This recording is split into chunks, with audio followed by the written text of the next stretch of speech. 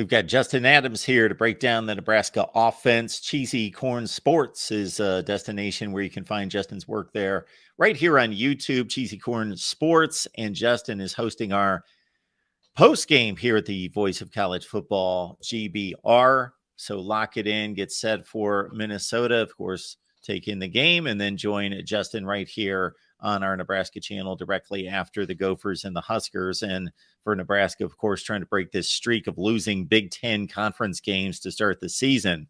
Can't have that, Justin. Yeah, absolutely not. I cannot live with this anymore. 2001, that Eric Crouch jersey back there.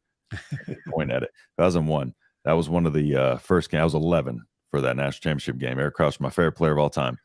One of the first memories of Nebraska football was that loss, and it's been downhill ever since. So I'm ready. I'm ready to kind of spin it uphill. And like I said, I'll take all the credit if it happens, but bear with me if we lose, don't blame me for that. I just want the credit if we win. Yeah, you can throw up your hands if the losing continues and say, hey, this was going on long before me. So yeah, exactly. I just showed up in the middle of it. Blame Mark. But we're expecting better. Maybe they get to a postseason game for the first time since 2016, I believe. Yep. Offensive line. Ben Scott comes in to play some center from Arizona State, and I'm looking at 120 career starts coming back to an offensive line that's been much maligned in recent years. Yeah. I mean, we got Prohaska, Nwili. I think I don't know if I say his name right. I think it's Nwili. Ben Scott, like you mentioned, Ben Scott's going to be huge as the new starters. And then we have, Corcoran, Turner Corcoran and Ethan Piper. The thing about those guys, they're very flexible and they can move around a little bit. And then we got Henry Lutovsky. I think Lutovsky needs to take should take a big step forward this year. But the offensive line is all of our biggest fear, because for as long as Nebraska's been bad, one of the biggest issues has been the offensive line, especially in the Big Ten. It's a nightmare. So, and it's the trenches is what Nebraska lacks on both sides, and that's what you need in the Big Ten. So while I don't think the position will necessarily be near where it needs to be, I think it will be serviceable enough. I think we'll take enough of a step forward this year under Raiola to be able to kind of just, with the transfers and stuff like that. I think we've gotten enough experience in that room. We did have a couple injuries and stuff like that. But like I said, as long as Lutovsky can take that step, Prohaska, Nwili, and Ben Scott can do, Ben Scott especially, but Prohaska and Nwili can improve. I think it's going to be an offensive line that can at least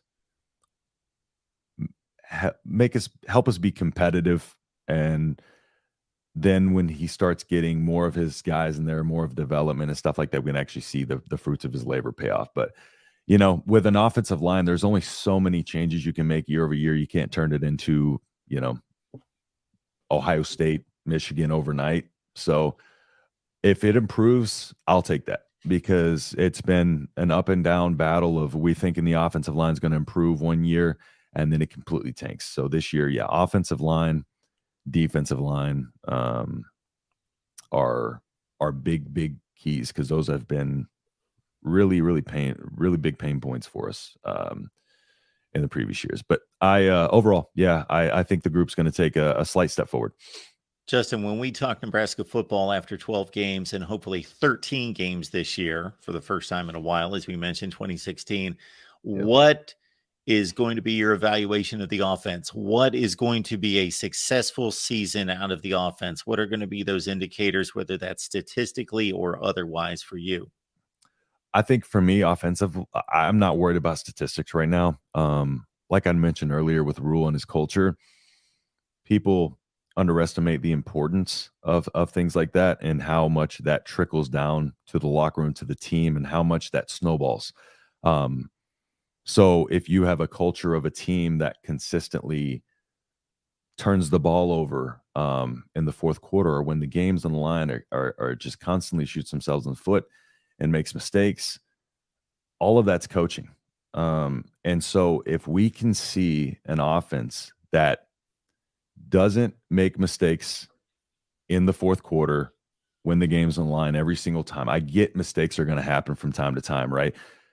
What are the percentages of that happening? How often does that happen? And secondly, coaching, right?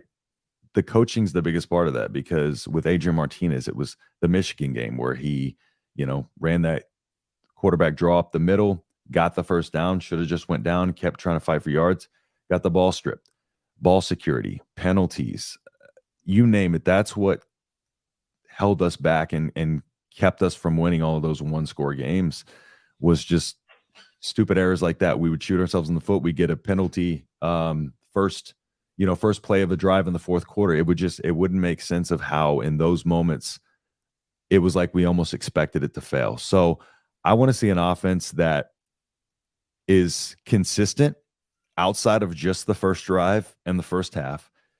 And when I say consistent, I don't mean putting up 100 points, but if it shouldn't be 3 quarters and then we just can't score in the fourth quarter. I would prefer it to be the other way around, as we all would. But if we can see some of that start to kind of take place, we start to win some of these close games, and we can maybe put a game-winning drive or two together. I don't remember the last time I've seen really like a game-winning drive from us. So if we could put something like that together and just to start to see the team culture and buy-in, I think with this unit, we're going to see a lot of, like I said, we're going to have a lot of new faces on the team, but I think with that, I think this is almost like a family that they're building. And I think that culture, that camaraderie and stuff that's going to translate on the field. And I think the biggest thing is just mistakes. How many mistakes do we make? And what moments do we make those mistakes? I think that was what always had amplified it. Every team makes mistakes, but we always made them in the biggest moments. Are we going to finally stop that trend and make sure that we are playing our best when the game, when we need to, when the game's on the line? So statistically, that stuff will come, I think, with the culture and these little, I mean, it's basic football, physicality, ball security. I mean, Nebraska needs to get back to the basics before we can start. We got to walk before we can run. So that's kind of where I'm at with it. And, maybe, in the 28, I think, I don't remember what our average was last year, but above like a 28 range. I don't want to be in that. Like, I prefer back when Nebraska could score 40 points a game, of course, but if we can consistently keep it, in the 30s, 40s, even, it would be nice for a change to have some kind of consistency in scoring and just know what you're going to get from week to week from your offense. We've got Huskers post game here at the Voice of College Football, courtesy Justin Adams. So join Justin after every Nebraska game. In the meantime, get on over to Cheesy Corn Sports. It's right here on YouTube. You see right there on the screen. Justin, we appreciate the breakdown. We will see you soon. And everyone get used to seeing Justin here. And again, catch him on Cheesy Corn Sports as well. Appreciate you, Mark. And happy to virtually meet everybody, and I look forward to the season.